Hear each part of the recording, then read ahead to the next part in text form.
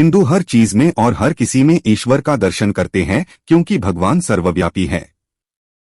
वही इस सृष्टि के कण कण में बसे हैं। अणु से लेकर अनंत तक वही समग्र ब्रह्मांड में व्याप्त है। लेकिन एक गलत धारणा फैलाई जाती है कि सनातन धर्म में 33 करोड़ भगवान हैं। आपने कई लोगों से सुना होगा कि हिंदू धर्म में 33 करोड़ देवी देवता है, तो कई लोगों को आपने यह भी कहते सुना होगा कि ये सत्य नहीं, सिर्फ एक भ्रम है। जब जब सनातन धर्म के बारे में गलत धारणा फैलाने का मौका मिलता है, तब तब विधर्मी एवं नफरत करने वाले हमेशा अपने काम पर सतर्क रहते हैं। वे हर रोज नई चीजें बनाते हैं और दुनिया के सबसे प्राचीन, सबसे पुराने और वैज्ञानिक धर्म का मजाक उड़ाना शुरू करते हैं। क्रिएटिव सोल जरके। इस एपिसोड में मैं सनातन धर्म के बारे में फैलाई गई सबसे बड़ी गलतफहमी को मेरे गुरुदेव की कृपा से दूर करने जा रहा हूँ। इसलिए आप सभी से मेरा विनम्र अनुरोध है कि अंत तक मेरे साथ बने रहें। ओम नमः शिवाय।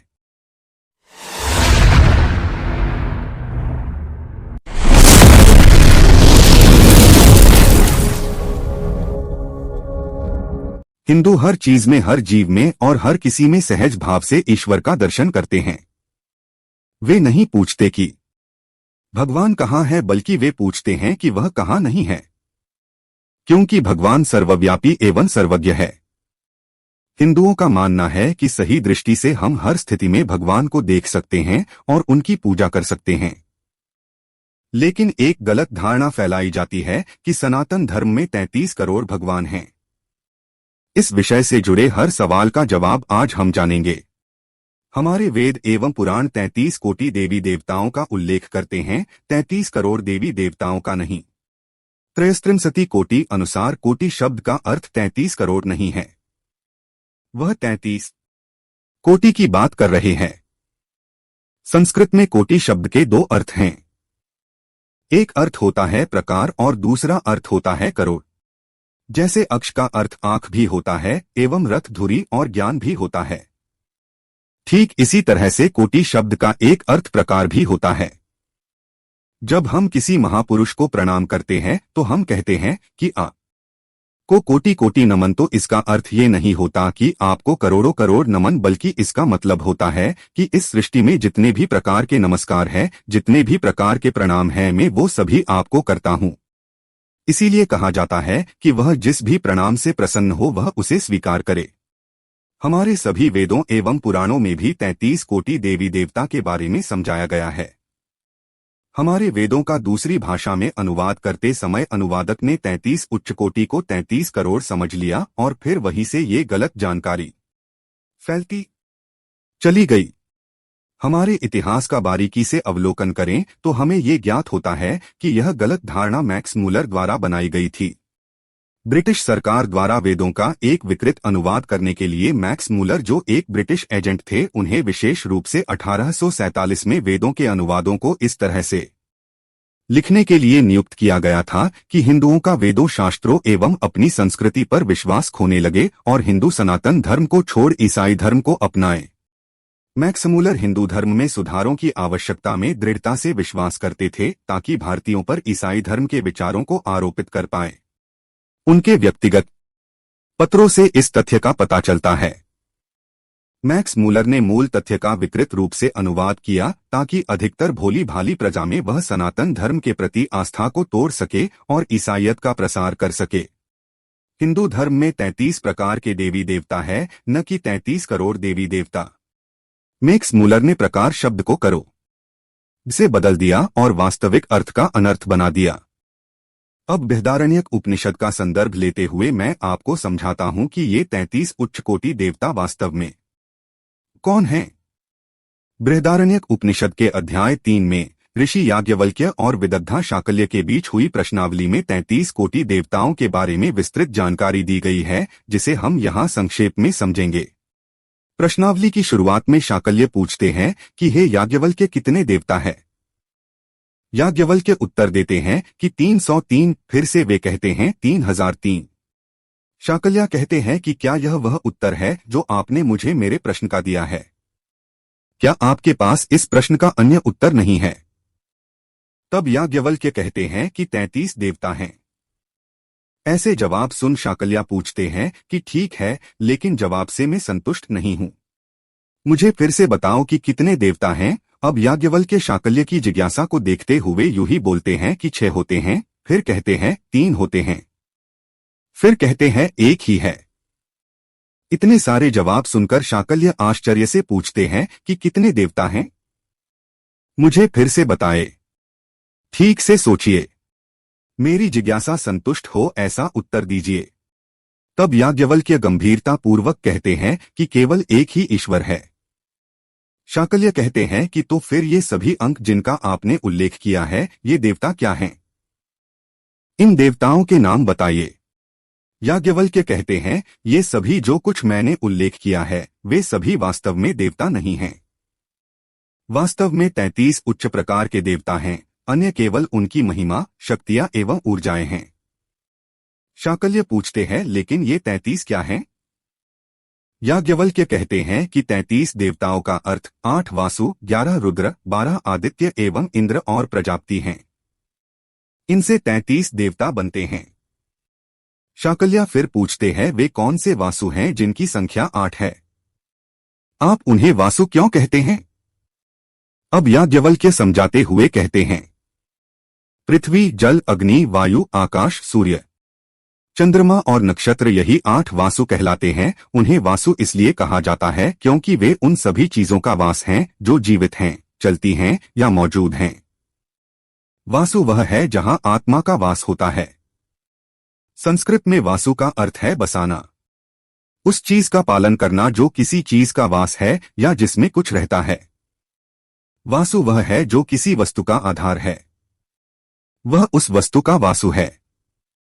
यहां जिन 8 वासुओं का उल्लेख किया गया है, वास्तव में वह सूक्ष्म रूप में पदार्थ हैं, जिससे सब कुछ बना है, जिसमें हम खुद भी शामिल हैं। उत्तर से संतुष्ट शाकल्य आगे पूछते हैं कि रुद्र कौन हैं? याज्ञवल्क्य कहते हैं कि 10 रुद्र हमारे प्राण हैं, जो है प्राण, व्यान, समान, उदान, अपान, नाग, कूर्म, कृकल, देवदत्त और धनंजय। तथा 11वां रुद्र स्वयं हमारी आत्मा है, जो परमात्मा का ही अंश है। मेरे गुरुदेव कहते हैं कि रुद्र हमारे अंदर ही हैं। वे कैलाश पर्वत पर नहीं हैं, वे हमारे अंदर एक खास तरीके से काम कर रहे हैं। रुद्रों का निर्माण करने वाली शक्ति 10 इंद्रियां और मन हैं, जिनकी संख्या भी 11 है। वे आपसे वही कराते हैं जो उन्हें पसंद है। वे आपके सिस्टम के नियंत्रक हैं। आप इंद्रियों और मन की आवश्यकताओं से स्वतंत्र होकर कुछ भी नहीं कर सकते। इन्हें ही रुद्र कहा जाता है क्योंकि जब वे शरीर को त्याग देते हैं, तब व्यक्ति मृत हो जाता है और मृतक के रिश्तेदार रोने लगते हैं। रुद्र का अर्थ है जो व्यक्ति को रुला देता है। इस तरह 11 रुद्र हैं, जिनमें भगवान शिव प्रमुख हैं। शाकल्य कहते हैं, कृपया बताएं कि आदित्य कौन है? याज्ञवल्क्य बताते हैं कि आदित्य का शाब्दिक अर्थ होता है आयु को हरने वाला। वर्ष के 12 महीने आदित्य होते हैं, क्योंकि समय के साथ साथ वे सब कुछ जो भी भौतिक रूप में है उसकी आयु को हरते हैं, इसलिए उन्हें आदित्य कहा जाता है। आदित्य एक संस्कृत शब्द है जिसका अर्थ सूर्य भी है। 12 आदित्य का अर्थ 12 सूर्य नहीं है। वे सूर्य की 12 शक्तियां हैं या सूर्य के 12 कार्य। सूर्य की ऊर्जा वर्ष के इन 12 महीनों में कार्य करती है, जिन्हें सूर्य के 12 कार्यों के रूप में माना जाता है। वे इस अर्थ में 12 कार्य हैं कि वे उन 12 तरीकों के लिए जिम्मेदार हैं जिनसे सूर्य पृथ्वी पर व्यक्तियों को प्रभावित करता है, और इसके चारों ओर का पूरा वातावरण सूर्य के स्थान के संबंध में ग्रह और अन्य तारकीय पिंडों की गति के लिए जिम्मेदार हो जाता है, जिसे हम समय बीतने के 12 महीने कहते हैं। तो सूर्य के इन 12 प्रभावों को प्रतीकात्मक माध्यम से 12 आदित्य कहा जाता है। शाकल्य पूछते हैं, इंद्र कौन है? प्रजापति कौन है? याज्ञवल्क्य उत्तर देते हैं, बिजली या ऊर्जा इंद्र है, यज्ञ है प्रजापति, जिसे ब्रह्मा भी कहते हैं। आगे याज्ञवल्क्य कहते हैं कि बिजली जो ऊर्जा का अवतार है उसे ही इंद्र कहते हैं। अतः इंद्र उस बल का पद है जो अन्य शक्तियों पर हावी हो जाता है। वह शक्तियां जो सब पर अधिकार कर लेती हैं, वह है इंद्र। वह ऊर्जा जो आपके साथ है, जिससे आप स्वयं को व्यक्त करते हैं। शाकल्य पूछते हैं कि प्रजापति क्या है। याज्ञवल्क्य बताते हैं कि प्रजापति स्वयं सर्वोच्च हैं।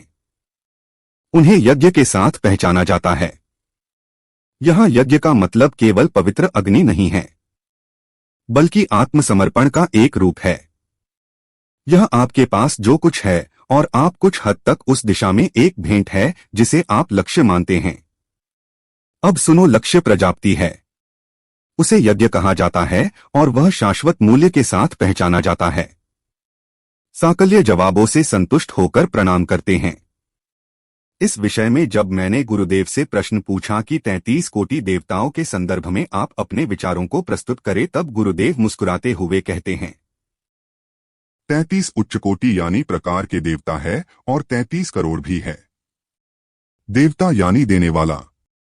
जो भी आपको कुछ देता है वह देवी या देव होता है। जैसे सूर्य देव, क्योंकि सूर्य हमें ऊर्जा व रोशनी देते हैं।